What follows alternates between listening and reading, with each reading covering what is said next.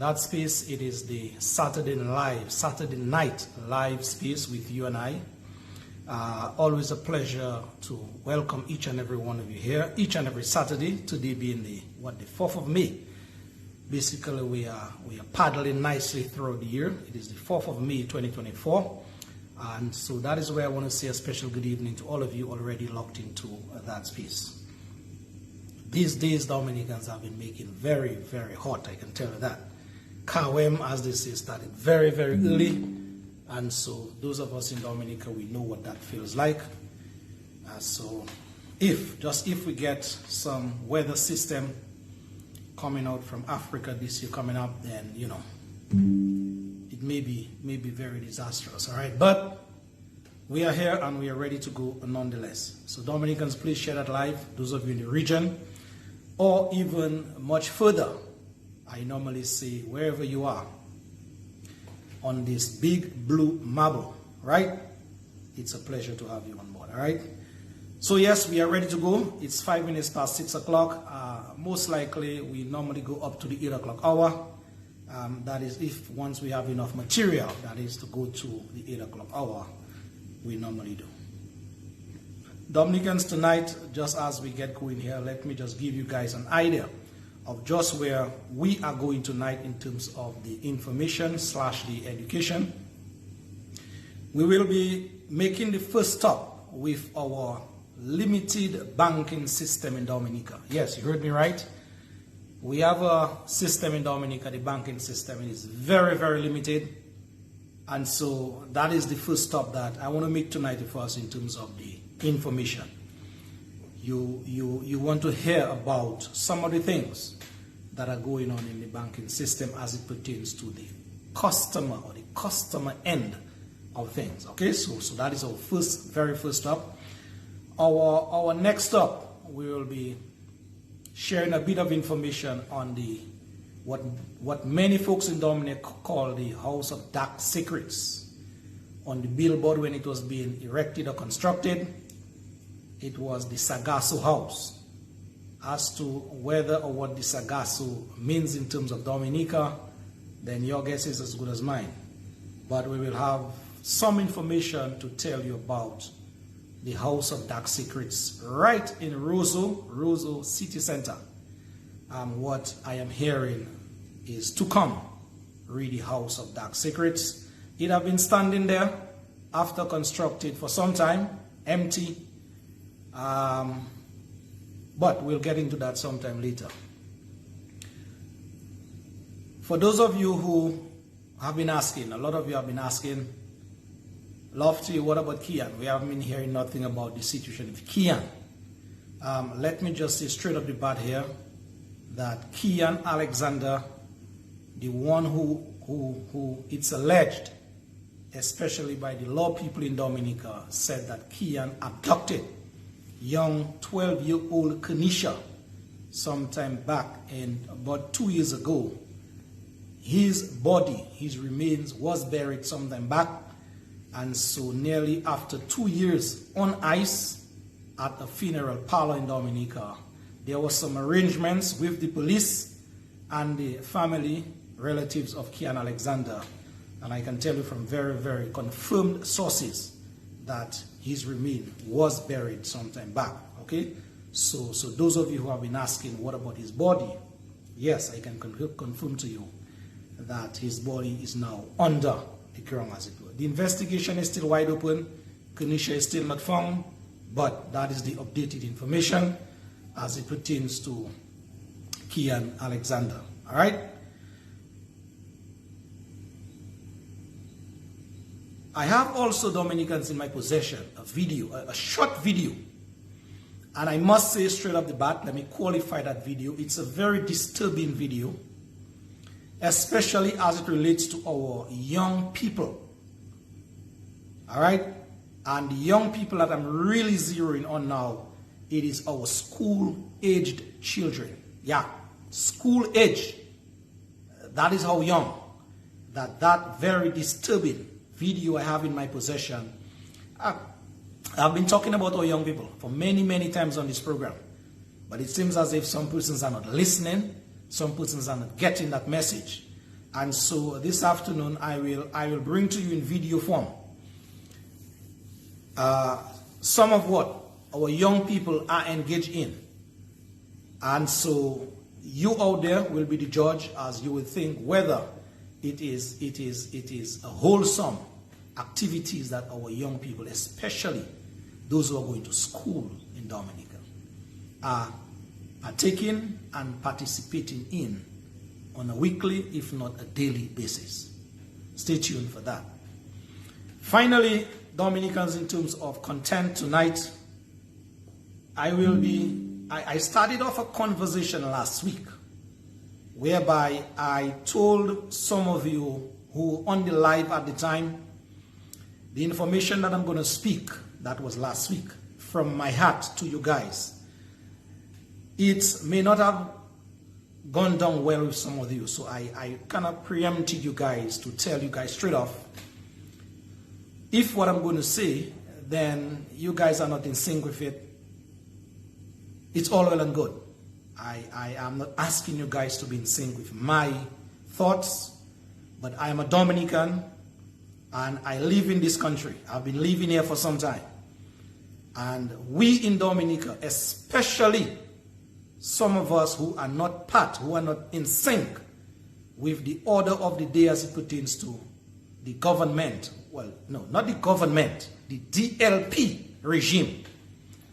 Those of us who are not in sync with that regime, we classify ourselves as members or persons who are part of the opposition forces. And so last week I started that conversation with us from a very heretical standpoint. You know me, I really don't mix my words when it comes to my country, Dominica. And so I'll be continuing on that trajectory this week with what I dub to be what I think, or where I think, and that is Loftus Duran speaking now, where I think we need to start. And when I say we, that is people who are part of the opposition force or forces out there. All right? So all of us who are not in sync, I'll be continuing, because I am not one to bury my, as they say, my head in the sand and do as if I see no evil and hear no evil. There is something happening among us and we need to straighten it out. If it is not straightened out sooner rather than later, then trust me, we will be there where we are for a very, very long time to come. I know persons have been talking about we coming together, but coming together is, where I am concerned now, power la bouche. For those of you who don't understand the Patois dialect, is just words flying from our mouth when we talk about coming together. I believe at least one thing should be given the right of way before we even think of coming together. And so I will be telling you guys exactly what's on my mind as it pertains to that situation. All right? So these 3 or 4 items here will sure bring us up to the 8 o'clock, or pretty close to the 8 o'clock hour tonight. And so we'll wind it down around that time. Finally, tomorrow on the Civic Vibes program, we will be having a conversation with a brother from Antigua. His name is Mr. Hughes, Ian Hughes.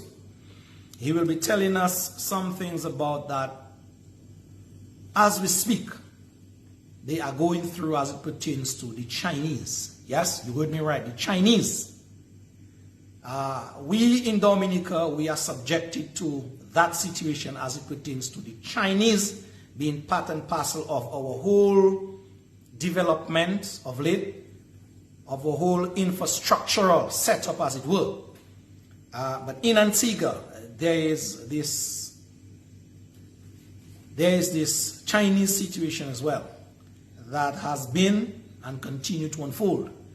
And so Brother Ian Hughes, better known as Magic, he will be having some words to tell us tomorrow as to what exactly has been going on with them in Antigua as it pertains to the involvement of the Chinese in building or helping to build, or should I dare say, let me not use that word. Let me let Brother Ian use that instead tomorrow. All right, but we'll be having a conversation with the brother, so I ask you guys to be in tune for that conversation tomorrow on the Civic Vibes program from 6 o'clock. Okay, good. All right, Dominicans having said all that, I think we now can go into the meat of things for tonight's program. All of you on the live feed here tonight, thank you very, very much. Your duty, or part of your duty that is to share the information. All right, share it with your friends, your loved ones, anyone you think that needs to hear that kind of information. It is your time to do just that. Okay, Dominicans, let's go. The banking situation in Dominica, it is one that, Brother Zed, why you keep telling me volume? I am speaking as loud as I can, and my volume on that set, it is all the way up, so I don't think it is coming from my end. So if any one of you guys on the live feed have any issue with volume as you're not hearing me, let me know that as well. Or else, Brother Lloyd, you will have to do something with your PC or your telephone or whatever you are listening on, and turn it off, put it back on. Something is not right. All right, Zed? Cool. Okay, Dominicans, let's go. Primarily Dominicans, we have two banks in Dominica. Just two. And we have the National Commercial Bank, which is our indigenous bank. That bank is our brainchild in Dominica, as it were. The National Bank of Dominica. Added to that bank, we have of late, about 2 years now, what we call the Republic Bank. They took over the Scotiabank. As a matter of fact, the Republic Bank is housed in the very same building that the Scotiabank used to operate under or in. And some Dominicans, I want to qualify it some because some are comfortable with it. Some Dominicans are very annoyed with that situation of we in Dominica only have at our disposal two banks. We only have two options. I'm not talking now about the credit union and other financial institutions where some persons choose to go to as well. The credit unions they're operating under a different kind of system, a different setup. All right? So I am leaving out the credit unions now out of that conversation we're having here. Okay?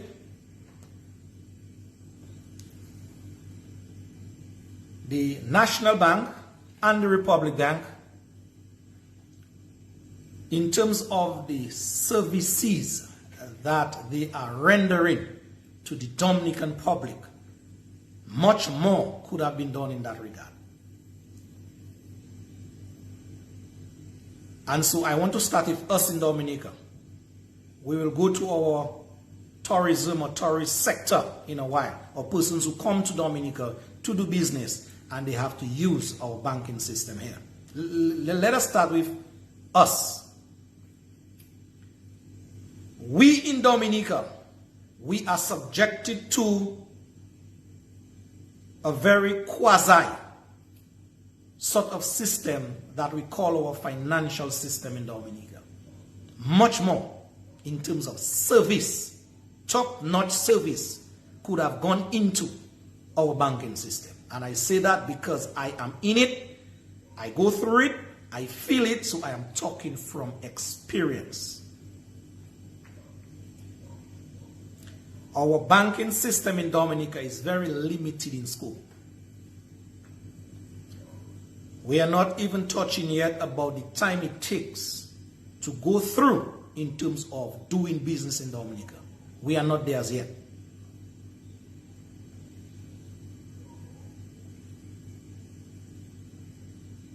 Added to that, there was a thrust for us to, as they say, go green in Dominica. So the banking system hopped upon that idea, which is a good idea.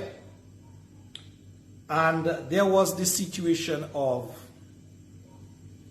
the banking system basically told us or advised us of how we can not step foot into the bank and we can continue to do business. So there was this, extra for us to give us cards, have us do business online, have us do money transfers online. And so there was this sort of, upgrading in that department, which I want to compliment the system for. But like with everything in Dominica, whenever we take one step forward, we normally take a step backward in the same process. So we are like still on that treadmill situation, actually going nowhere. You would want to think, or I would want to think from the banking standpoint now, if you are advising your customers to go green, less paper, less time wasting in the bank, less of everything as it pertains to you physically coming in the bank to the business, you'd want to think that there would be this added energy that would go into making the customer's life much happier outside of the physical bank itself. Sometimes when I speak in Dominica, a lot of persons say, "Love to you crying down the country." Not a matter of crying down the country. Wherever I see it is good, I say it is good. Wherever things are not going right, I say that also. And for too long, the Dominican public have been subjected to that kind of poor or quasi-service where our banking system is concerned. Take, for example, we only have two. NBD. I'll start there.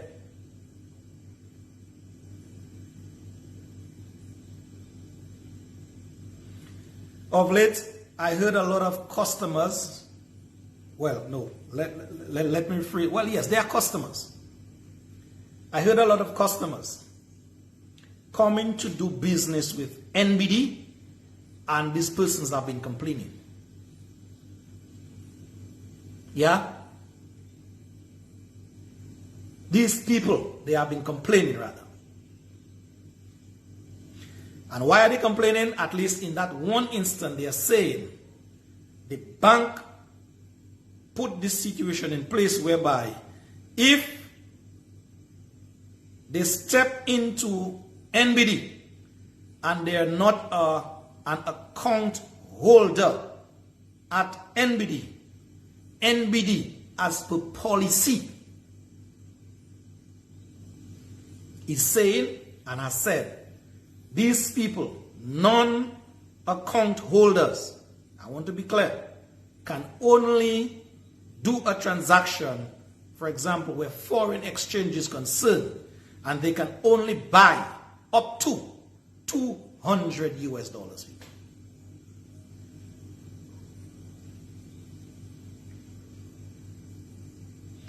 Up to $200 US. That's what the bank policy is as we speak. As to why that is so, then it is very unclear. Or I think that the bank, the management of the bank, to me is not being true to their persons or to the customers who step into the bank and not telling them exactly as it is. But I suspect why that may be the case. But at the end of the day, unless the bank come and declare it as fact, then my suspicion is just my suspicion for now. So can you imagine you as a foreigner coming in, you come out from wherever, or even as a Dominican, you are not an account holder. And the only monies that you can receive in terms of foreign exchange, the US dollar now I'm talking about, is $200 US. So if you have to do a transaction that's worth $250, NBD is telling you you can only access $200 US from them, from the bank, if you're not an account holder. Some persons might say the bank is pushing you or pushing us to be account holders.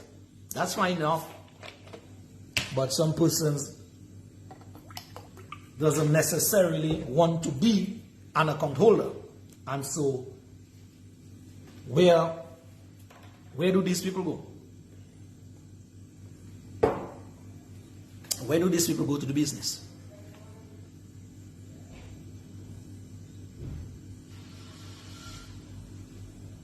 And that has been making the wrongs in terms of persons coming into the bank who are not account holders.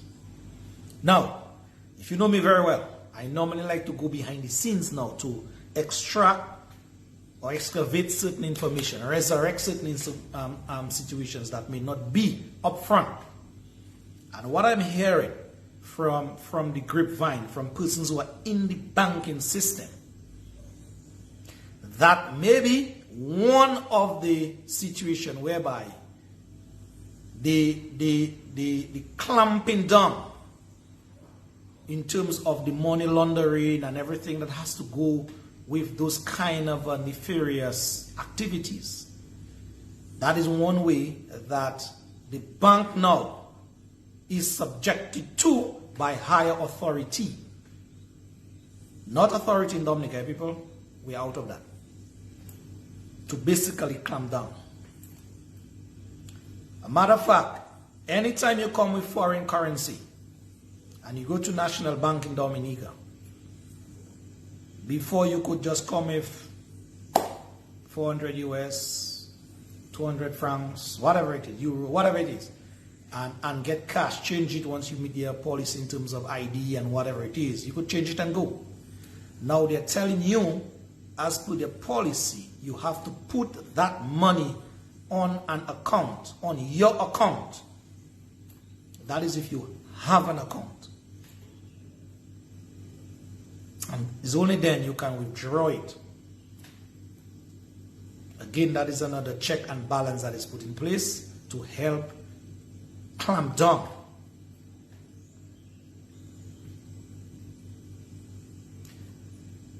The funny thing about Dominica is that it is the people who are the lower ebb, the people who are the lower end of the stick, the ordinary people I call them, that have to go through that rudiment. And if I tell you, there are bags of cash coming in your country, bypassing the banking system in Dominica, and they are coming in on private jets at certain times, you may think I'm lying.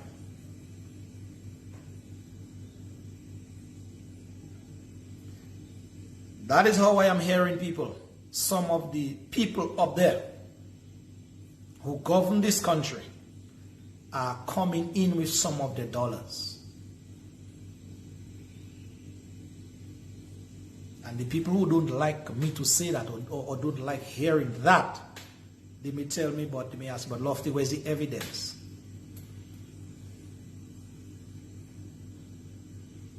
And the evidence is 100 Frenchmen have never been wrong. And I keep saying in Dominica, there are certain people who still, they are true to their conscience. And so these monies have to pass through the hands of certain people. These monies has to be subjected to the eyes and ears of certain people. And so some of these people, they are true to their conscience.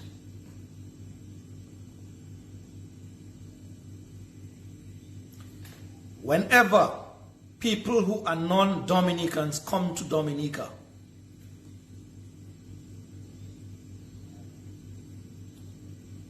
the vibe that you get from them, it is, what is it?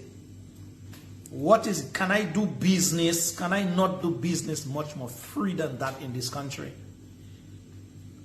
Because where they come from, it is a totally different kettle of fish. We have some ATM machines in Dominica. To me, they are just there in name, but not in game.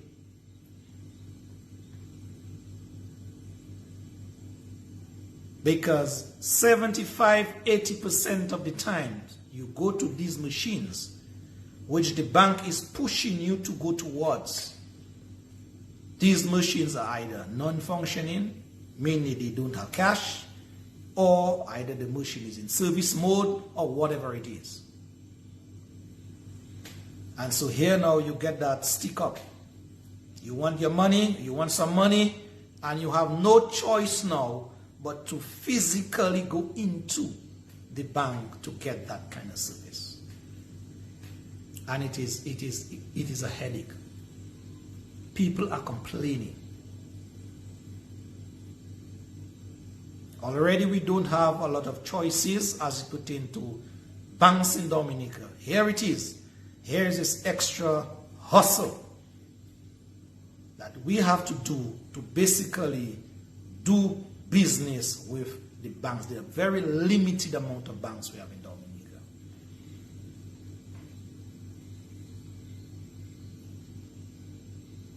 Now, when the bank people push you to their machine or machines, it is not for free.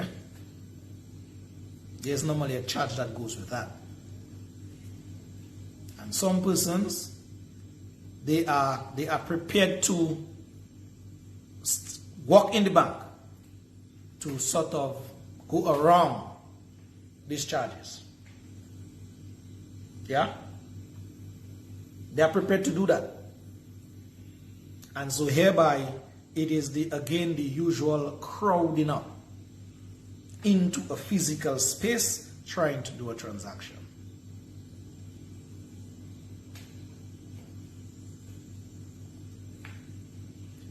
Both banks, Republic Bank and NBD, I can tell you, based on service, it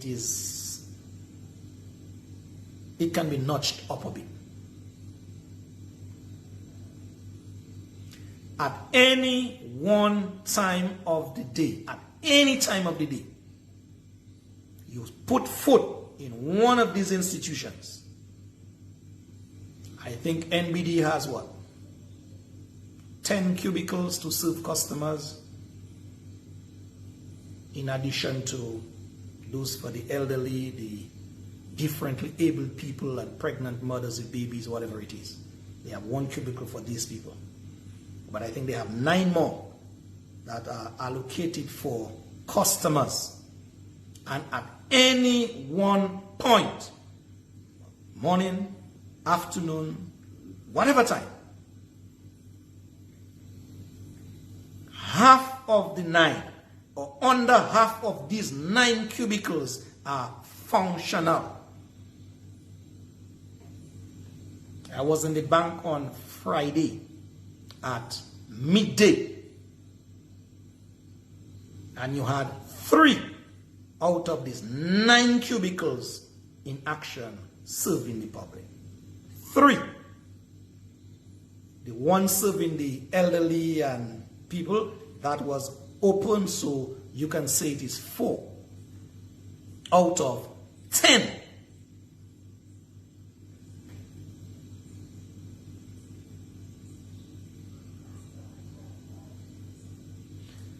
When people come to do business, it's supposed to be to step in and step out. Obviously, there will be some wait because, but the way the bank is set up, trust me people, much more can be done in terms of the expediting of the service inside the bank for the customers or to the customers.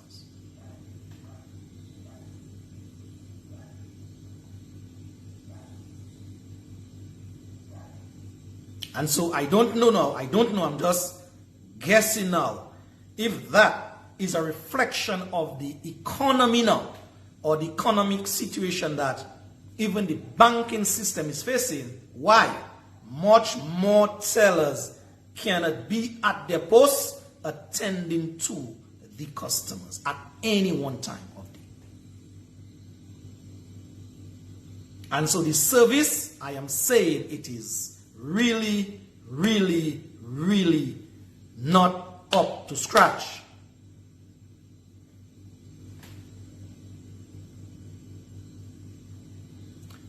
Let's hop across to Republic Bank. Republic Bank, 1, 2, 3, 4, 5, 6, about 6 or 7 cubicles to serve customers. And again, at any one point in time, one is serving the people, like the elderly and whatever, and it's 2 cubicles. If you're lucky, you get 3. And so you cannot say, let you leave NBD and rush to Republic Bank to do business. No. You're falling into the very same situation. And you can see when customers come through this,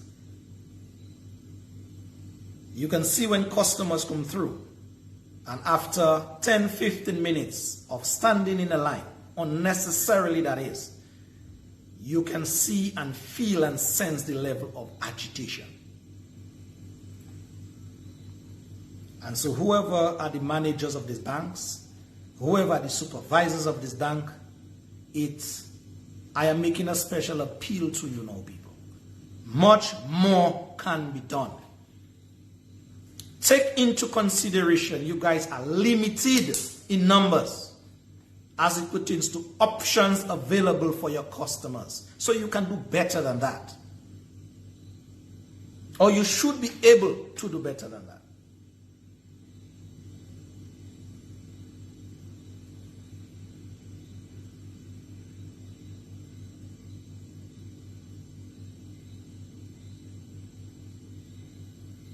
Should be able. Before I leave that segment, everywhere you go in Dominica, there is always this kind of, how you call it, hanky-panky, I call it. Hanky-panky business happening. And that's certainly, this hanky-panky business, it really doesn't add any good or any better or making the situation any better in the banking institutions in Dominica. Some, the beneficiaries of this hanky-panky business, they may not look at it as being hanky-panky in nature. But let me explain to you. On numerous occasions, I go in these institutions, both institutions, Republic Bank, NBD.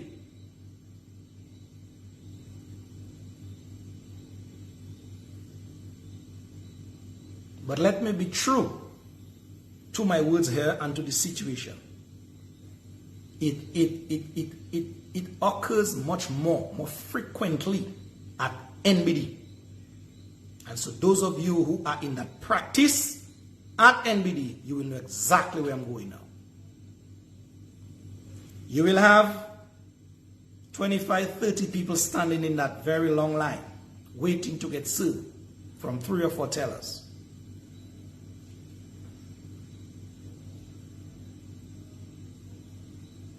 Somebody will walk into the bank. They may be the last one in the line. And some employee of that bank, once they spot their friend or their friends in that line, they will give them a cue, a heads up, a signal, an indication.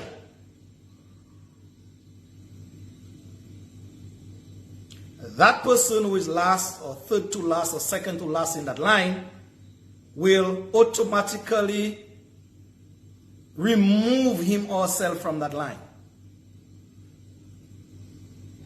and go to stand on the side, whereby that employee, which is just there wandering in the bank, where that employee could be at a teller machine or teller cubicle doing business, will take that person or these people and on the side now, facilitate them and their business whilst other persons are standing in the line. And trust me, people, you have to have a keen eye to see that when it is happening. You have to be paying attention.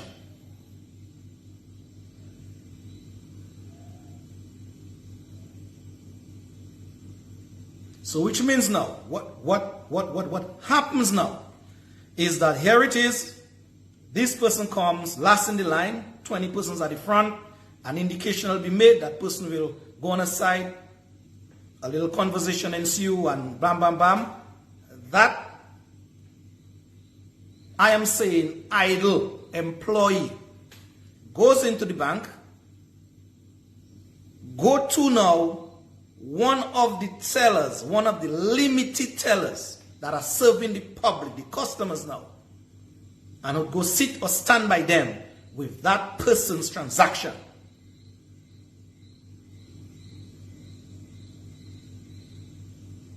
And so whilst that person, that teller, is busy or trying to serve the customer in front of them, here it is. They now have to be preoccupied now with one or two or even three more transactions from the idle employee, friend or friends. And so that is why I say a situation like that, it is hanky-panky business.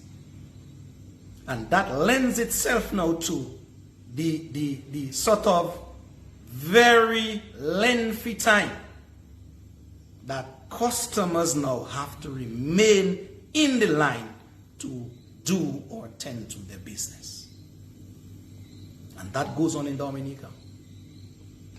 I am not saying you don't have a friend, you cannot help a friend if the person come there and they really need a help in terms of an emergency or something. You go to a supervisor, you can explain your situation, you have to catch a flight, you're on a taxi, something is late, or medical situation, you know, you're sick, whatever. You have situations like that. But I'm seeing strappy people walking into the bank. To me, nothing is physically wrong. They're okay. And they have the patience to wait on that person doing their transaction or transactions for them, whilst the other people in that queue is there, I am saying, aimlessly waiting.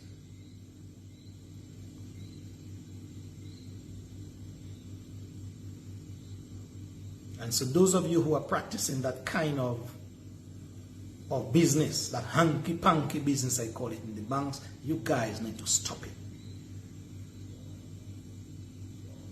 And the supervisors in the banks, the managers in the bank, you guys need to open your eyes to see what is happening. So in addition to that, long wait. Here it is, you have, I am saying for now, hanky-panky business or businesses that is causing much more of a frustration to the customers that should be served. So we only have two banks here. Two choices. FCIB Bank is gone. First Caribbean International Bank is gone. No more. The building is just there. And up till now, nothing in terms of another business or another bank taking up that spot or slot where FCIB used to be housed.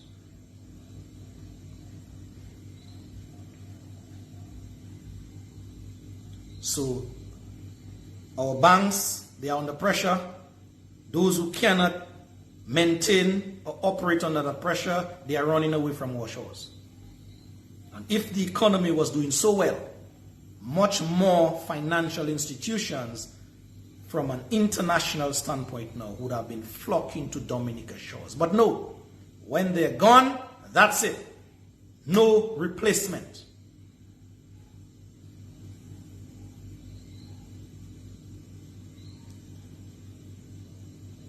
No replacement.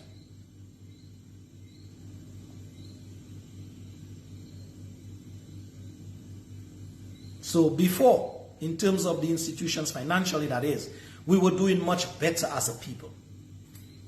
We had Barclays Bank, we had First Caribbean Bank, we had Royal Bank, we had Okwapo Bank, we call it. And so we had much more at our disposal.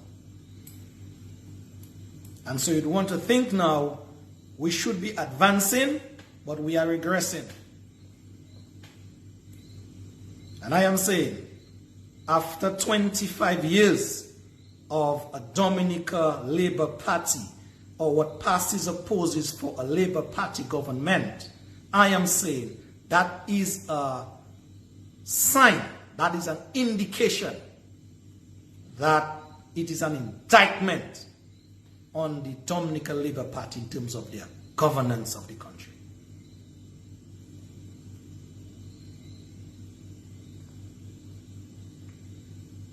You guys travel. You guys go in the region. And you guys see for yourself or understand much better for yourself what is happening in our region. The very same space where much more avenues are afforded to these people of the region. The Dominica, it is like we are stuck. And for some reason we cannot get out of that, how I normally call it, that very, stagnated state. And that is just how it is. What are we going to do about it? What can we do about it, Dominicans? Your guess is as good as mine.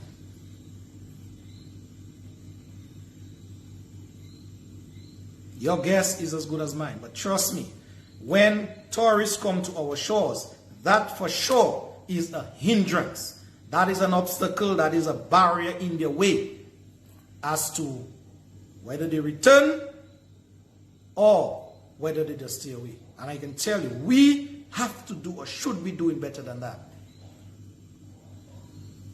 Imagine you hop off the cruise ship, you hop off a plane, and you come to financial institutions and you cannot get cash. Already some of our institutions in Dominica, meaning supermarkets and otherwise, they don't take cards. If they do take cards, some of these people cards are not working, they cannot work because of whatever issue. And so these people most time need hard cash in their hand to do business. And it is a real headache. And trust me, people, some of us, as they say, we like it so. Added to that, before I leave that subject, Dominica as a country has been and continues to be under the microscope by the EU, the United States, France, Canada, and others as it pertains to our illegal activities as a country where money laundering is concerned. And so all of what, or some of what the barefoot man is feeling now, it is as a result of these organizations / countries tightening the clamp, tightening the grip on us as a country. You may not know that because some of us, that is much too high over our heads to understand what is happening. But the reality is, when you cannot access your money as you want, these are the realities that we are facing. Your government is finding it's very difficult of a job to bring in the kind of monies that they have out there. And so that is why they have to choose the other route or the routes to bring money into the country by risking their lives on little private jets and planes and bringing them in bags like Houdini by night in order to try to keep this economy afloat. And so these organizations slash countries, they know that as well.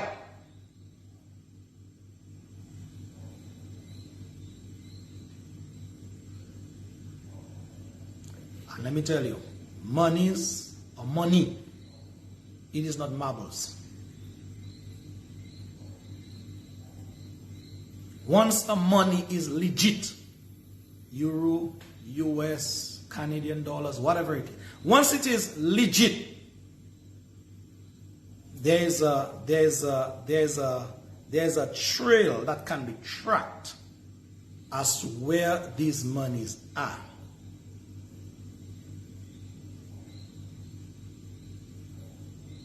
And so if a portion of money shows up its head in Dominica, and it did not, these monies did not pass through the regular route, and your serial numbers and tracking numbers are nowhere in the system, but they show up on our shores, then eyebrows must be raised, and obviously consequences must be had.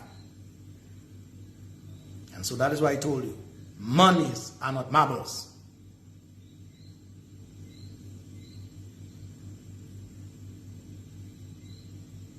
And yes, Uncle Sam always knew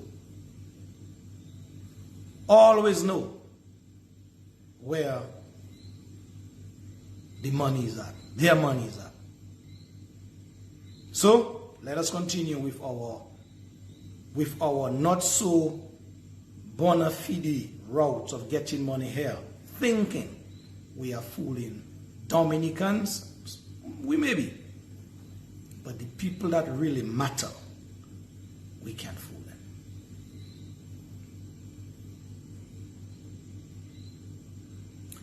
There's much more that can be said on that, but in the interest of time, we're going to leave it there for now. But trust me, people, to sum up that point, our financial institutions, our very limited financial institutions in Dominica, they can do much more. Much, much more. And it is sort of an eye-opener why many other institutions, financially that is, are not even attempting to do business with us in Dominica anymore.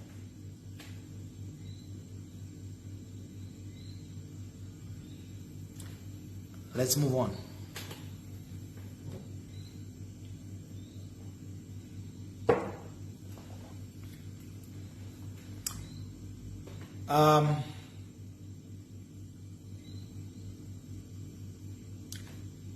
The house, there's a house in Ruzu. It is called, by Dominicans call it, some Dominicans call it the House of Dark Secrets. When it was being built, there was a billboard adjacent to it. It was called the Sagasso House.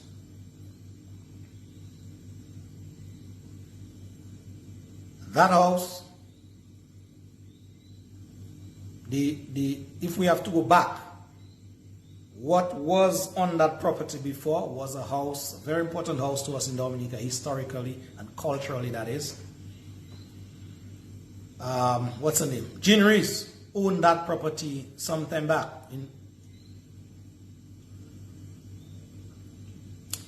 That land was sold, I think it passed about from Jean Reese to about 2-3 hands, I'm being told. And ended up in a brother's hand finally, which that brother sold that piece of land to somebody connected to the DLP.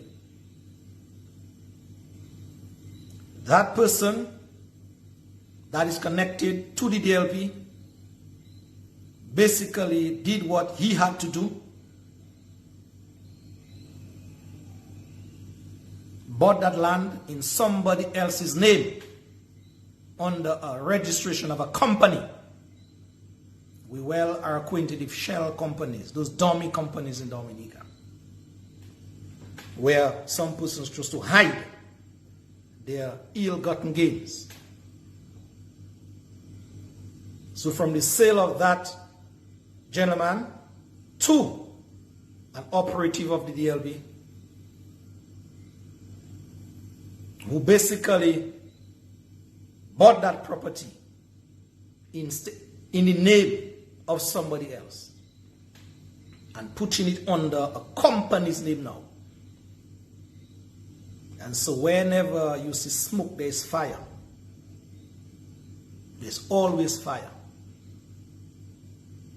You remember Miss Langford's question? Read that house as a journalist in Dominica. Do you guys remember her very specific and poignant question? And what ensued after in terms of a response? You can go back to the archives. And so that house was always under and will be always under some kind of scrutiny as it pertains to the real and true owner or owners of that property, dubbed the House of Dark Secrets, right in the center of Roseau. It has been sitting there for some time, empty. Persons who worked on that property, they basically saw certain things and said certain things.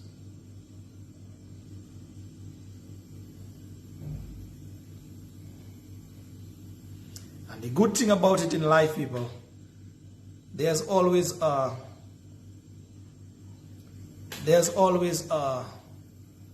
parallel.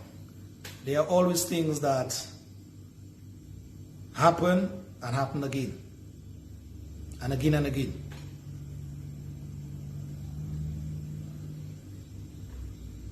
For those of you who remembered when the palatial mansion at Mount Daniel was being built,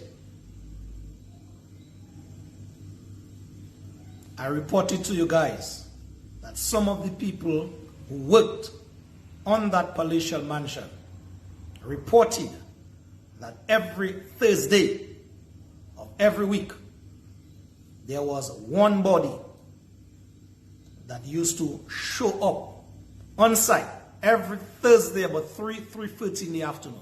Show up on site. And once that body showed up on site, then the workers there knew it was time to pack up and wrap up, because their salary had arrived.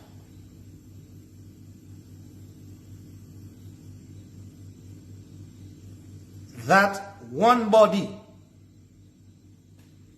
at Mount Daniel, where the palatial mansion was being built, made several wrongs in that building when it was under construction. To the extent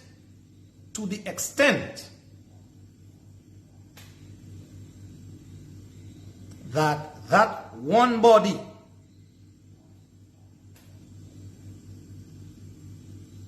decided what type of color paint had to be done or had to go on the walls in the different rooms.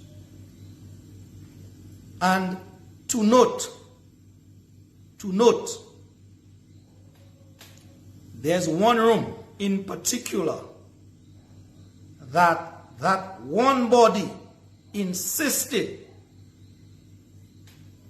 that a patch of pink be placed under an arch leading into a specific room.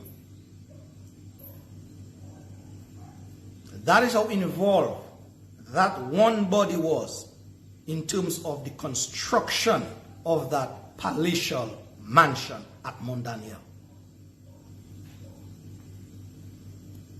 And so just maybe that one body, or the real owner or owners of the House of Dark Secrets in Roseau now, maybe they said, you know something, the palatial mansion in Mount Daniel, it was too close to call in terms of my or our involvement So there was this hands-off approach now, where the House of Dark Secrets was concerned. But the shell company and the person doing business under that shell company knew jolly well that he or she is not, I repeat, is not the rightful owner of that business. And so time will tell. Because time always have a story to tell. It's just, we just have to be patient and see it unfold. And so I am hearing now that a building of that magnitude, nobody in their right mind cannot just build a building like that and have it in tongue, as my granny would say, as a puppet flag or a flower pot. So it was given some time so that the Dominican public could have been, you know, sort of be acquainted with it. Yeah? It had to be given some time so that your eyes could have been acquainted with it. So that now, the people or the person think that, okay, now that the Dominican public's eye is acquainted with it enough, let us now come out now from the shadows, from the darkness that clouds this house, and bring to the Dominican public now some mumbo jumbo story about its opening. And so you guys have to wait, and wait with bated breath as to what will be said and what will be done with the House of Dark Secrets right in the city center, and by whom it will be occupied, and what will be said about it in some days to come.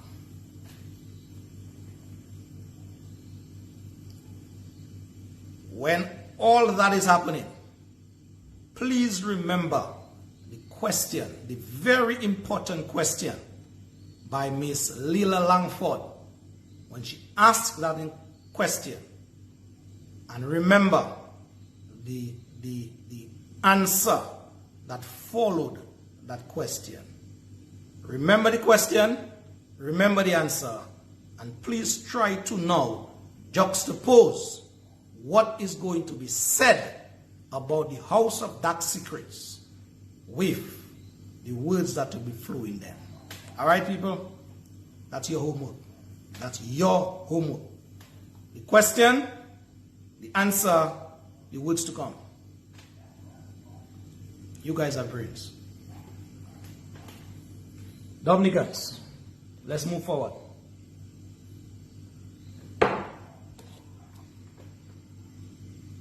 $7:05. So we are on the money. Let me see if I can pull up that video.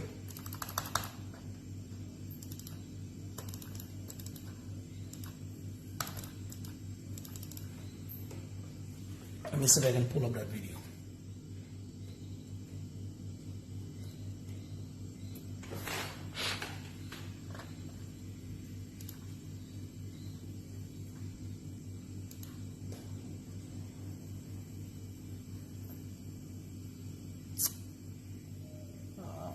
Okay, I need to make that a bit larger.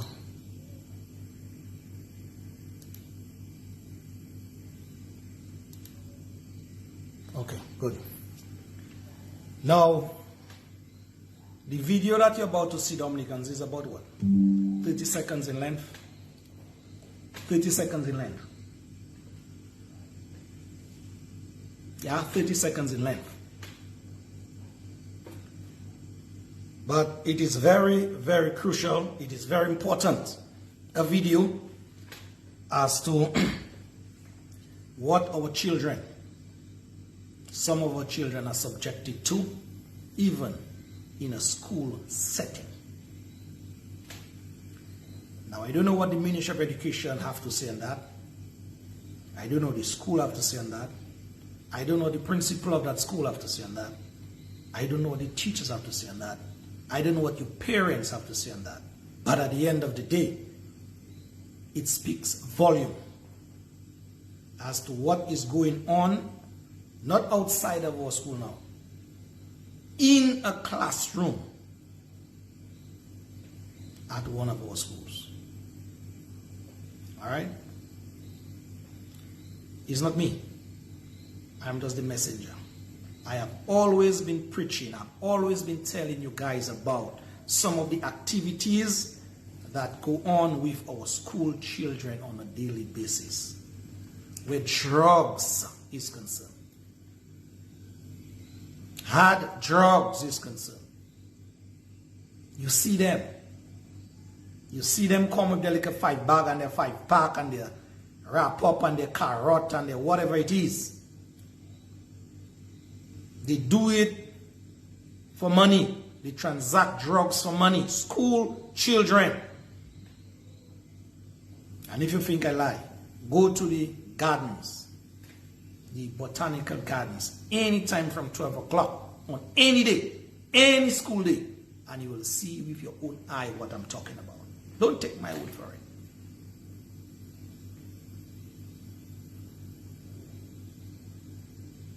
Yeah?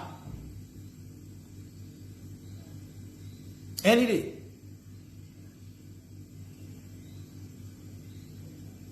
So the video I'm going to show you is just a climaxing of things.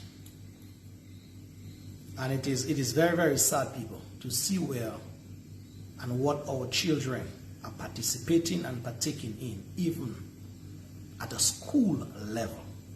I am not saying the school sanctioned it, but at the end of the day, the building, to me, it clearly suggests that it was at a classroom or in a classroom that sort of activity was taking place. Because I'm seeing what they call a chalkboard, and the aesthetics of the environment would suggest to me that it was in a classroom.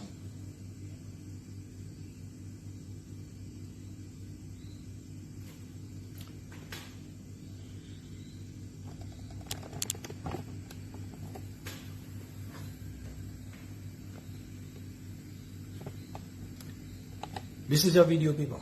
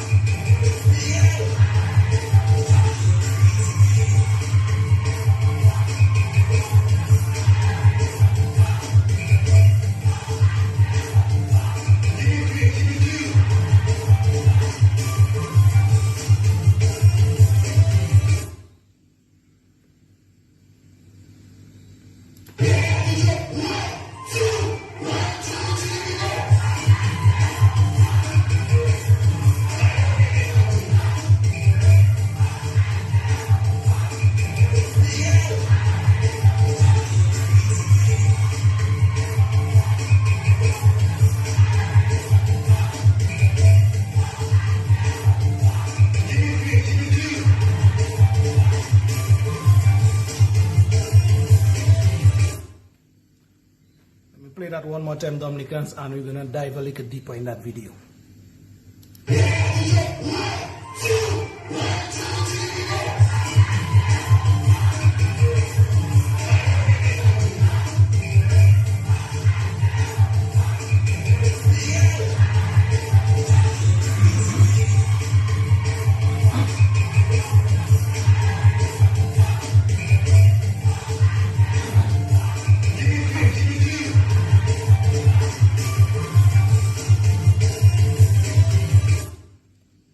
Now, Dominicans, those of you abroad listening, it is very, very lamentable.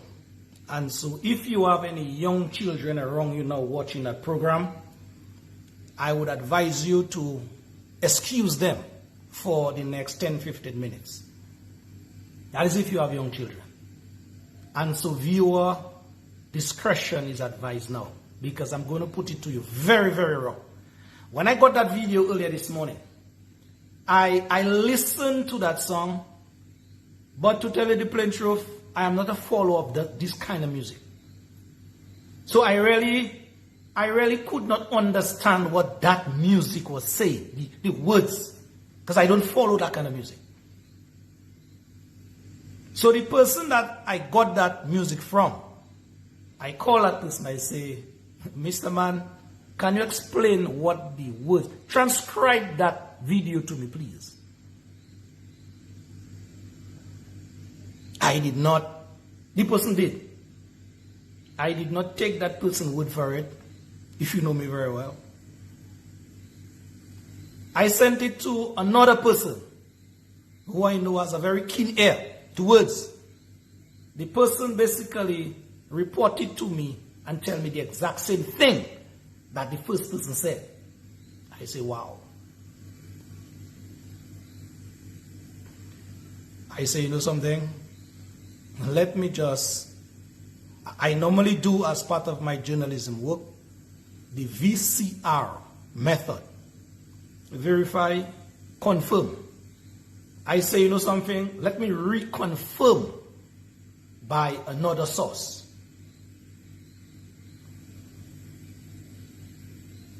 I send that by somebody who is a teacher, who, you know, is in that realm, 25, 30-year realm, and is acquainted with this kind of music. That female teacher said, Mr. Dura, that is what he said, and that is what, it is the meaning of what he said. And so I said, wow. So basically, people, especially for those of you who don't follow this kind of music like me and the elderly, listen.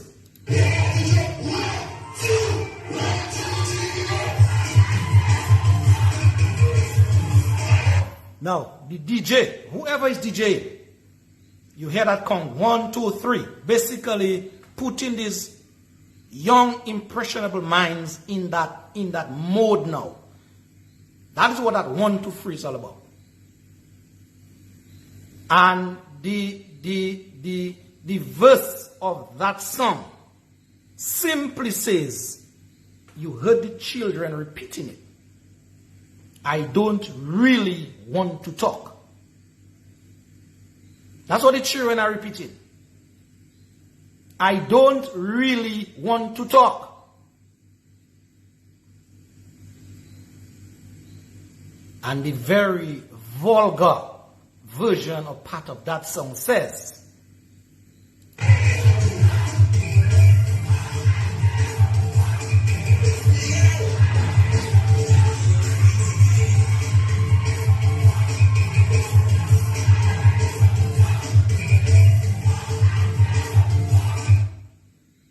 I don't really want to talk.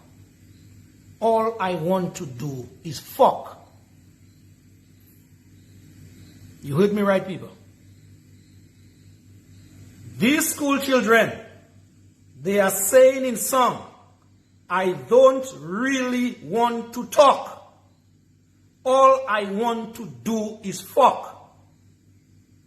And that is a song that is being played. You can see, watch the settings in a classroom, in a school.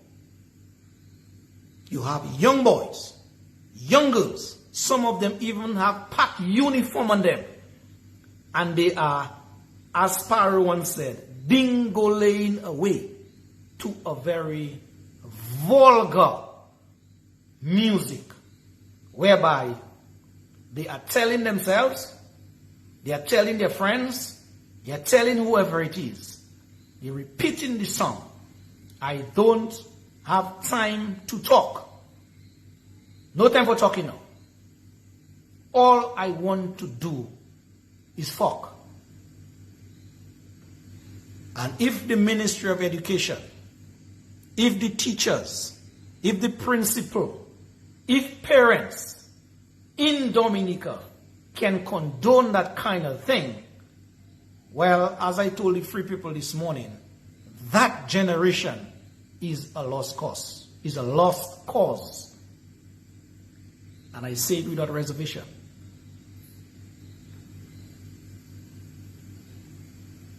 That generation, people, that we are dealing with, basically from what I am seeing, what I am getting, the sort of gyration, the sort of vulgarity, the sort of lewdness that goes on in school. That generation, save and set for a few, it's a lost cause. You think in my day, you think in my day and prior to my day, a song like that, an activity like that, no matter what type of activity that is being held, whether party, whether school leaving ceremony, whatever it is, that we could be involved in something like that.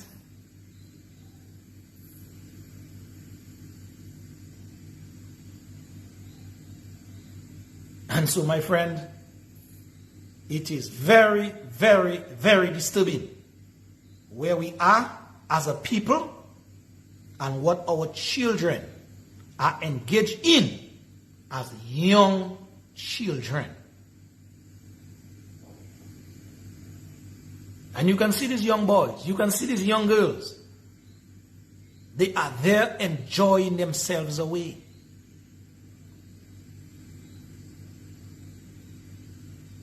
And so when they are placed under that spell of music now, some of them, I repeat, they don't even have to leave the school compound to practice what they were singing about.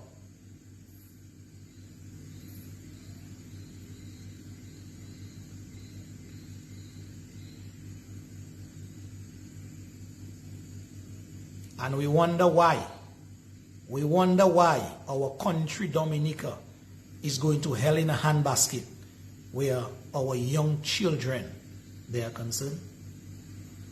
When our school children are digesting that kind of vulgarity and they are gyrating to it, singing to it, getting mellow on it, whatever on it,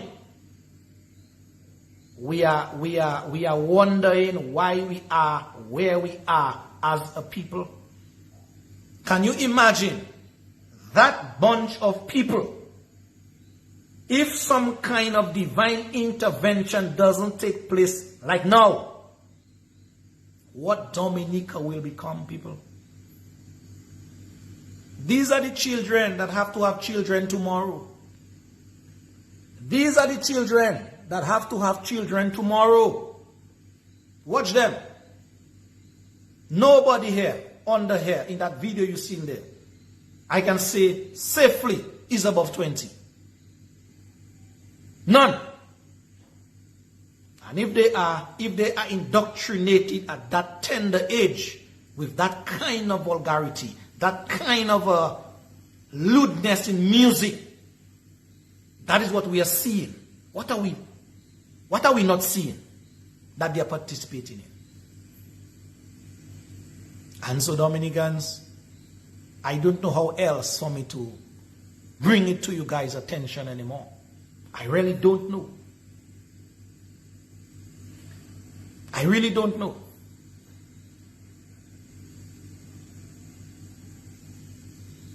I am saying,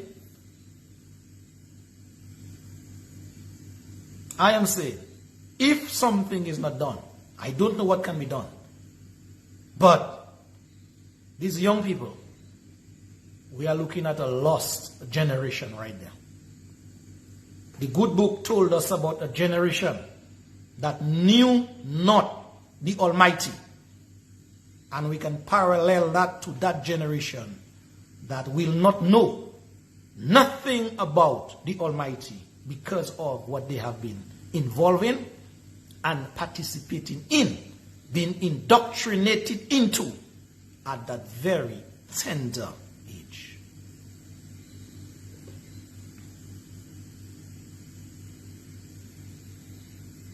Yeah? It is sad. Very, very sad. But it is true. I don't know. But an investigation should go into that matter where that DJ, whoever he or she is, well, he was subjecting the children to that kind of music, even if they asked for it.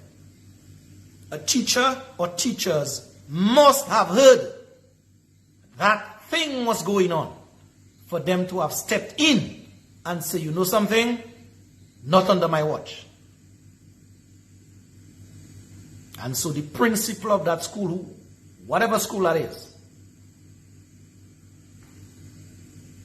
some type of investigation must go on, and wherever the chips fall, let it fall.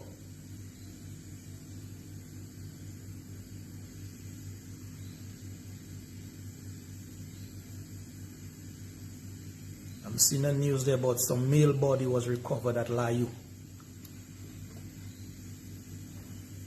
I'll get into that in just a bit. So folks, just one more time before we switch gear. But that is what your children, my children, are subjected to. Not outside school, inside a classroom at a school.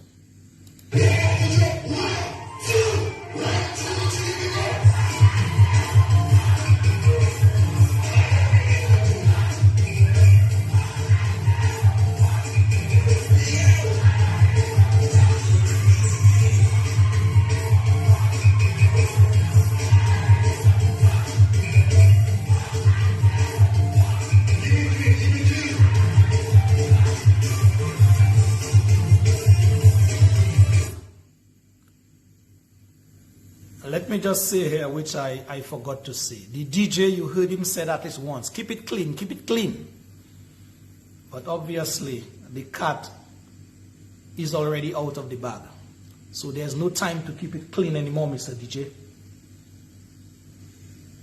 Asking the students to keep it clean, at that time, as they say, the horse has already left the stable is bolted, and the destruction is about to happen. When in Dominica, in the 20th century, students have to be attending school, and whatever function they have, I know it's summer coming up or whatever, just around there. Some of them are leaving school, you know, I saw some of them in that kind of atmosphere. But whatever it is, a school should never be the place where children should be subjected to that kind of behavior or that kind of vulgarity. No way, Jose. So, we continue to watch. As they say, the apples doesn't fall far from the tree. So, it is what it is. All right, Dominicans, 7:25 is the time. Let us see if we can switch gear now to the last item on the agenda before we close it down.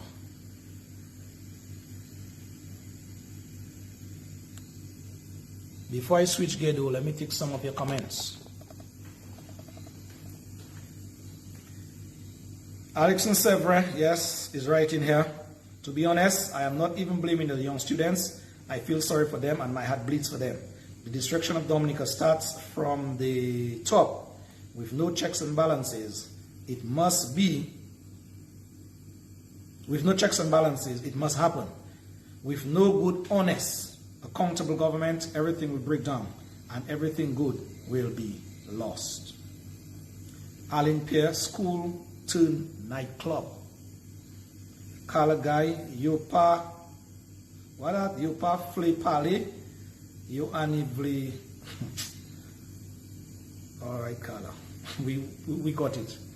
TC Gordon says here, believe it or not, you can sometimes hear the type of music in and outside of some primary schools. Yeah?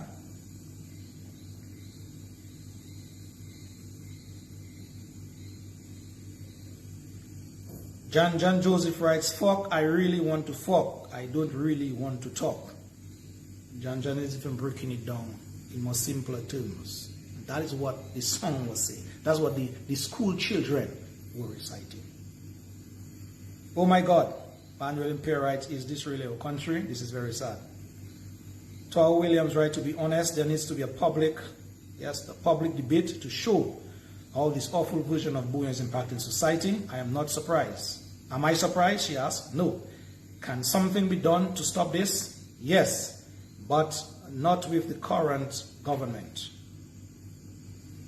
Mr. Randy Rodney, you're watching. Good evening to you, sir, and all the other persons on the live feed. Felma Sylvester, good evening to you, my friend. Jackie Lancaster Prevo, you're watching as well. Lofty, I was answering a comment. Well, that's the place for it, Carla. Al Charles, that is the national reset. Well, it's not a good reset now, Charles. Trust me. If that is our reset, that is not started on good footing. Didi Easter writes, this video is a clear indication of the level of debauchery and immorality that's eroding the fabric of society. Sia Deloney writes, can't take anymore. Dominica done. They don't even respect their uniform anymore. Alan Pierre writes back here, last I heard, Mr. Scotland was the principal, if I'm not mistaken. Ixi Salamat saying, what the song saying? Ixi, if you're just tuning in, you're very, very late, but I guess you maybe heard what that song is saying. All right, Ixi? Anita Adams says here, was that an adult who just passed by? I'll have to look at that again to see if it's an adult. All right, Anita. Bernard Ulysses is right. Lofty, I'm a musician from since I was 17 years old, and to me, to refer to bouillon music is gross insult to us, the old school musicians. Well, Ulysses, that is your take. I have my take. I never said bouillon music, so please don't misquote me, my brother, or whoever you are. I am dealing specifically with the music that I am hearing and you have heard. And so if what you heard, it is not vulgar music to you, then I leave that to you. But what I heard, it couldn't get any more vulgar than that. And if that is what you or people describe as bouillon, then I am saying that bouillon music, that bouillon version of music, it is very vulgar. And yes, I said it, okay? No hard feelings. I only comment on what I heard. There are other versions of bouillon, like the Raz and the earlier times, that were much more, palatable to the ear. So yes, I agree. But what I heard there, if you want to call that bouillon and you want to agree with and get and feel insulted, well, I cannot say it any better. All right? I only dealt with what I heard. Karen Joseph writes, the salvation of the youth and Dominica rests squarely on the shoulders of the adults who are awake. Something has to be done immediately. James Cam says, a female labor minister said in public, she going to whatever, not my words. Well, that was the female minister and her utterances, which I guess got on video, but to be true to her, it wasn't said in that kind of environment. Obviously, it was caught on tape and it got leaked. All right, so I wouldn't really put it in the pot that we're discussing there. All right, Brother Cam? Clarence Warrington says, no respect whatsoever. John Joseph says here, regardless of if it's out there to hear, it should be a no-no in the school. The school needs to keep their standards. Ganya Deluge write, a principal like Mr. Simeon Joseph that could never play in a school he is or was the principal of. Maury Joseph writes, I blame principal and teacher for not telling the DJ what to play or what not to play. Petrolin Bertrand, Generation of Vipers, Marilyn Pascal, the Riviere Henderson, that I know personally, would never entertain that. Never. Avian Ernest writes, gone are the days of detention and demerit. You bring back some good old days, some good old memories, detention and good merit. Avian. Let me see if I could take some persons that I haven't called your name as yet in terms of comments. Ronnie Roy Matthew says, what we were trying to keep in the closet is now thrown right in our face. Now, God Almighty. Lofty Mango, Rosie Mango says, Lofty, I think you misunderstood him. What did I misunderstood, Rosie? What did I misunderstood? About the comment about the Bunyo? If I misunderstood you, my brother or my sister, my apology. But based on what I got from your sentiment, basically saying that you felt a little insulted by you being a musician for whatever years, and that can pass. No, it can pass. So if I misunderstood you, my apology. Okay? Let's get that straight and move on. Korak Frederick says, no wonder there's no respect anymore in our country. School should be a place to teach our children respect when they are not at home. Janice Jajak said here, did that take place in a school? Yes, it took place in a school, Ms. Jajak. And she asking, where are the educators? Alice Irish, good evening to my brother, saying that I am on the ball.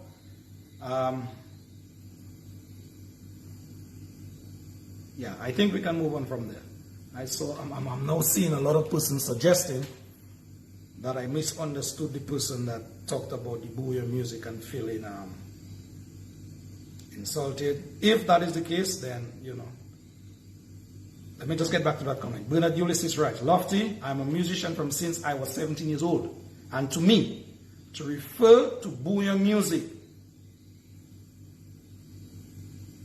to refer to Booyah music as music is gross insult. Okay, so I raise up my hands, Ulysses. I now understand your point that you're making, all right? So my apology. I thought something totally different than what you were saying on the text, all right? Cool. So I apologize. I took you out of context. Maybe the Booyah music went up in my brain.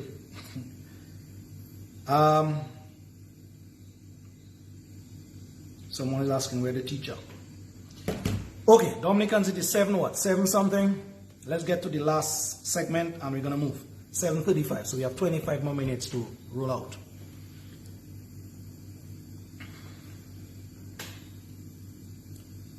Last week, I started a conversation with us about speaking exactly what's on my mind as it pertains to where we are as a country, but more specifically to where we are as people who are not in support of the DLP regime. And we consider ourselves, we name ourselves to be part of the opposition forces in Dominica. And I am not one to stick my head in the sand or bury my head in the sand and do whatever, as they say, an ostrich normally does. So I normally hit it straight head on. And let me start by saying the efforts at helping salvage what is left of Dominica, where the opposition forces are concerned, these efforts are commendable. And I am part of it for most part of it. So I know what I'm talking about. There are a lot of energies, a lot of sacrifices being made.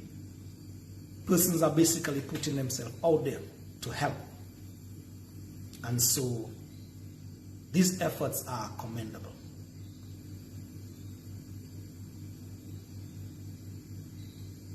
But having said that,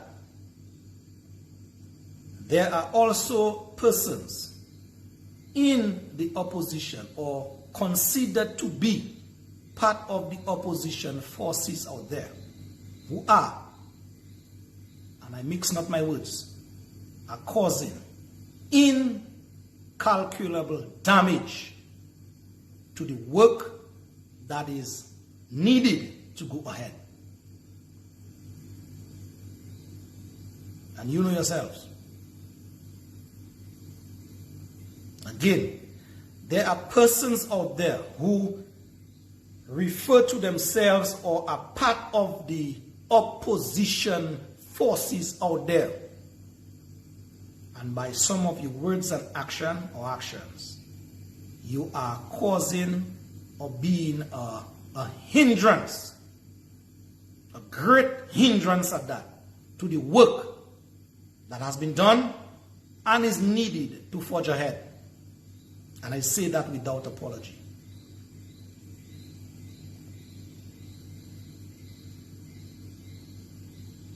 Now,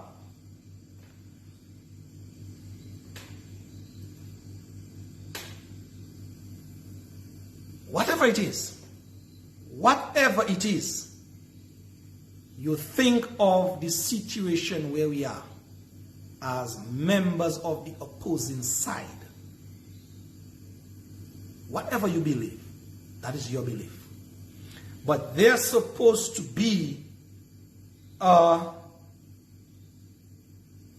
place where we supposed to be able to meet.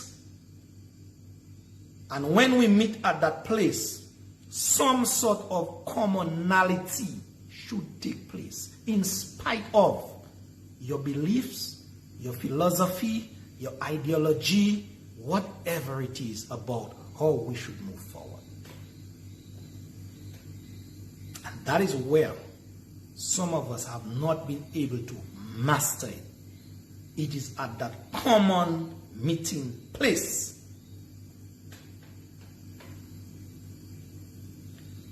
I will say it now. I have said it already. Maybe now I'm saying it publicly. Where we are now in Dominica, presently, with the full steam ahead that this DLP regime has taken and is in flight now, as it were, to continue to destroy Waitukubuli, it is not going to take one man. It is not going to take one singular organization to stem that tide. No way, Jose. I am convinced it is going to take a collective effort to get rid of what we have been subjected to for the past 24 years, pretty close to 25 years, especially for the past 20 years. Yes? And it is in that vein, I said before, we have to come together at a meeting place, a meeting point, to help try arrest that situation once and for all.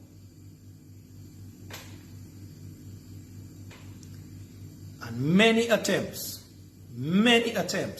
have been made already to bring us together in this united fashion, in this under one umbrella scenario, and it has not worked.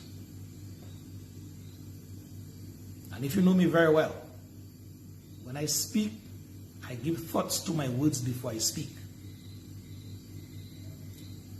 And the reason it has not worked, or the reasons it has not worked, is because some of us, there's much too much malice in there on our part. There's much too much jealousy on our part. There's much too much backbiting. There's much too much stabbing in the back, as it were, that goes on among opposition forces opposition individuals. That is why the attempts that we have been making to come together has not worked. And I'm being very straightforward, because I think in life there's a time for everything.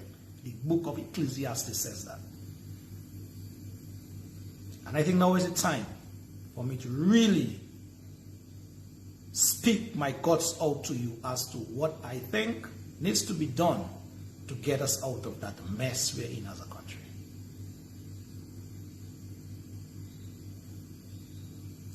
And so wherever the chips fall, let it fall. Or wherever they have to fall, let them fall. And I am not extricating myself from what I'm saying. I too, I am part and parcel of exactly the problem and the solution or solutions that I'm putting on the table before we even think of moving forward.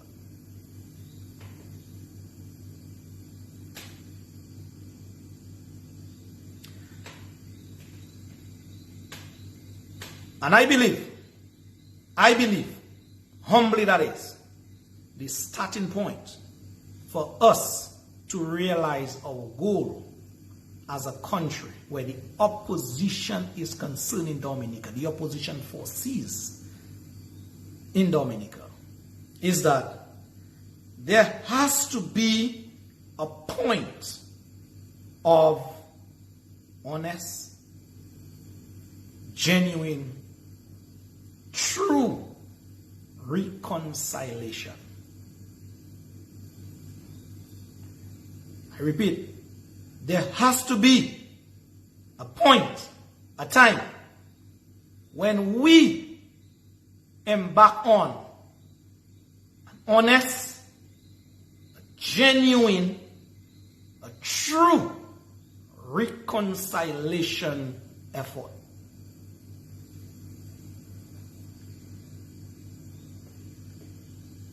And so I did not just say a reconciliation effort. I qualified it.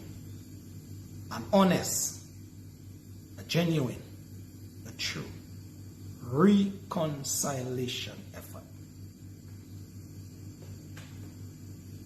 And that came to me in my very quiet moment, in a very quiet moment of mine. And it kept resonating with me for some time.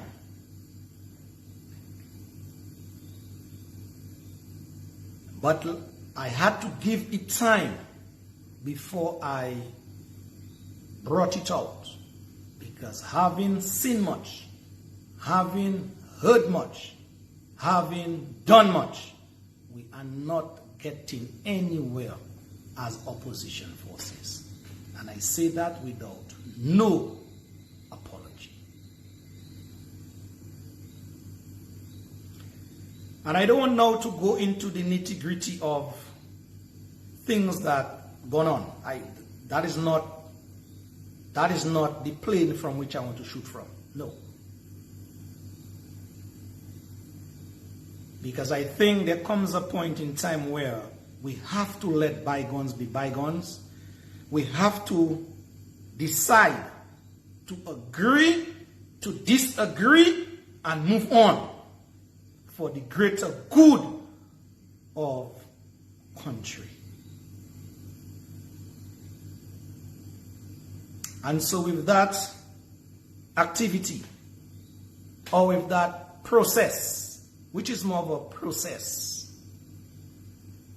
I am espousing should be done in order to kick us off on the right start, on the right footing. In order for us to do that, once that is done, or once the process is underway, the good book says, I like to refer to the good book because there are principles in there that stand the test of time.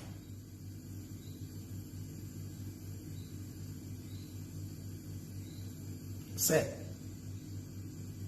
let the wheat and the tear grow together, and in the meantime, or in time, you will be able to basically understand or decide or see through what is wheat and what is stale. But in the meantime, let them grow together.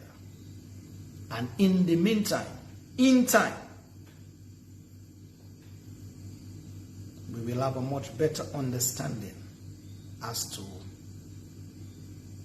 where we should go, and I dare say with who we should go when that true, honest, genuine reconciliation effort is done.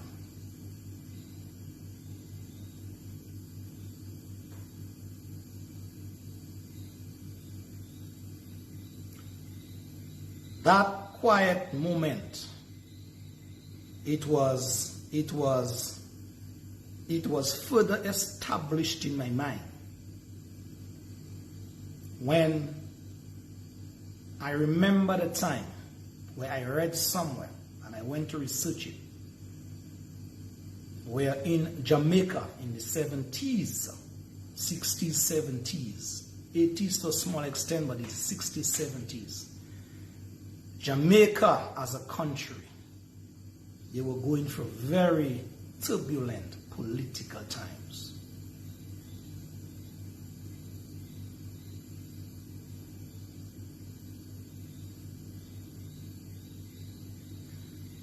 And the turning point, one of the turning points in Jamaica's history that will be forever etched in the memory of Jamaicans when they remember where they were and where they are now, and what triggered that coming together as a people. It was this peace concert that Brother Bob Marley, yes, the great Nestor Robert Marley, had on the 23rd of April, 1978.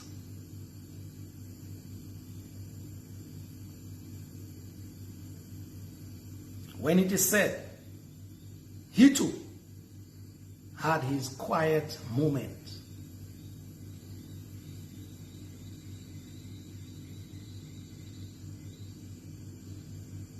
And under that quiet moment, or in that quiet moment, it was revealed to him that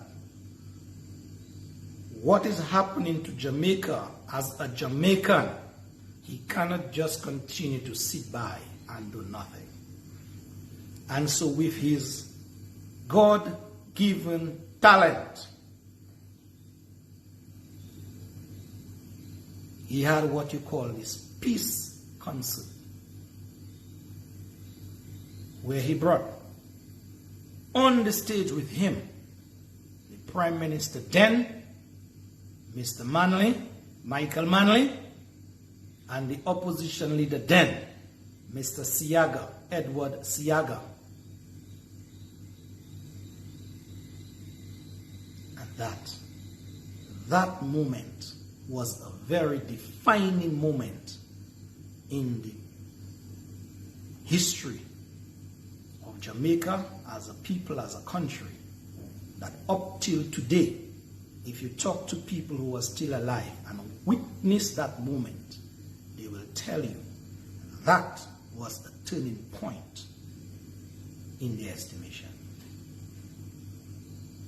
And so when I reflected on that, what happened before in Jamaica, what is going on now in our country, especially among opposition forces, I am saying we need a defining moment like that,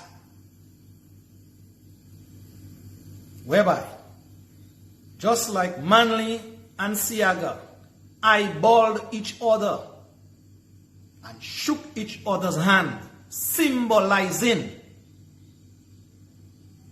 that from now, Jamaica will no longer be the same politically. So too, in Dominica, I am suggesting, we have tried, we need a defining moment where people, especially persons of the opposition, people of the opposition, can eyeball each other and say, I am sorry. And in response, say, I forgive you. And it goes vice versa. Because we have wronged each other along the way. And there has not been that moment of forgiveness / reconciliation. Genuine, that is. And that continue to haunt us as people who are sympathetic to the opposition cause.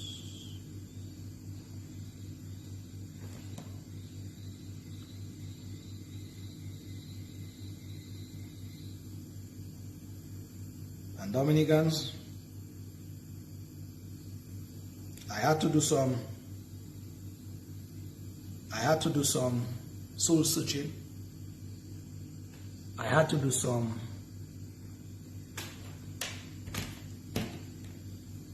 introspection.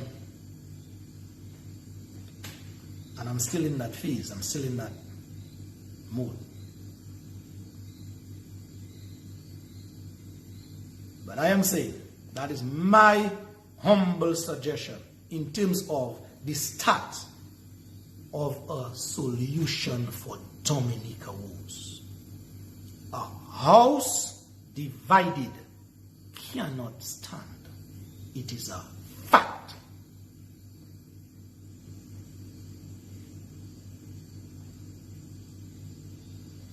When the people, let me just take a check of the time. 7 more minutes to go.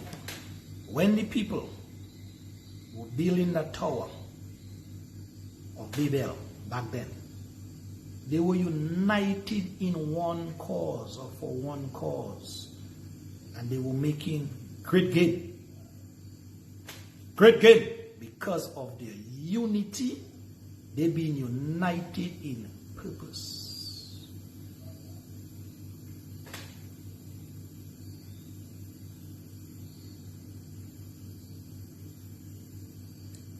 You know when they were not making progress anymore? When they became disunited. When they started to blame one another. When they were confused. And I am saying, humbly that is, it seems to me we are confused. We are acting confused, some of us. Because why? There's this disunity that is permeating. It has permeated among the opposition forces for much too long.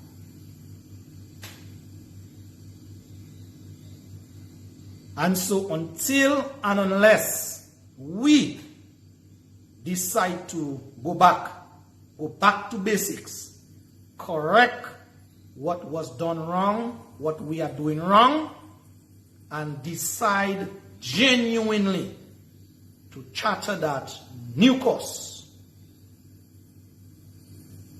I am afraid to say, but we will be spinning top in mud. And inasmuch as I really and truly don't want to say what I'm going to say here, but gravity always pulls things down.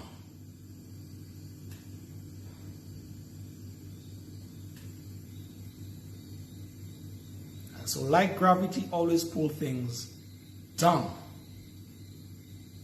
we will be in that position, the down position, for a very long time to come, unless and until we engage ourselves in genuine, honest, truthful, or reconciliation effort before we even think of moving forward as a people. Dominicans, I rest.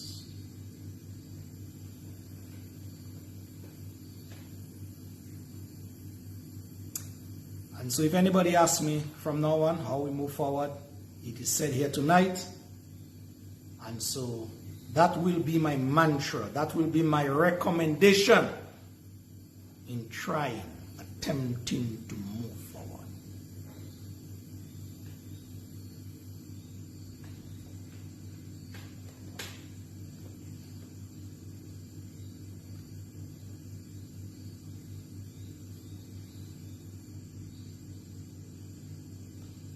Thank you, Dominicans. 3 minutes to 7 o'clock. That is where I want to bid you pleasant good evening. Whatever is left of your night, please do enjoy your night.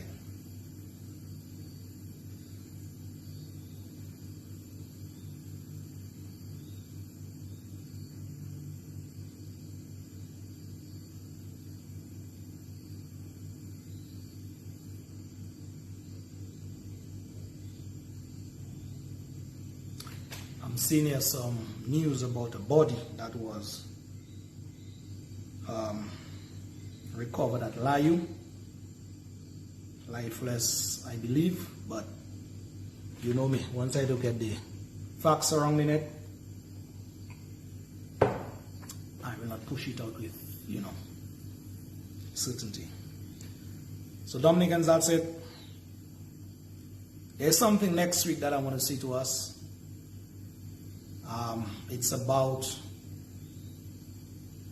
It's about getting information right, and it ties in nicely with the discussion we just had. Yeah, so please be in tune for that. So tomorrow, if the good Lord above is willing, 6 o'clock, then see you guys on the Civil Vibes program, where we'll be having a discussion with a brother from Antigua and Barbuda, where he'll be talking to us about the Chinese situation, the Chinese influence in their country. All right? And so, of course, it will have some kind of bearing on us in Dominica because of late. The Chinese as well, they are fully entrenched in our development as of late. But much more will be said or be doled out tomorrow on the program. So Dominicans, thank you very much. See you guys tomorrow at 6 o'clock. One love. Bye-bye.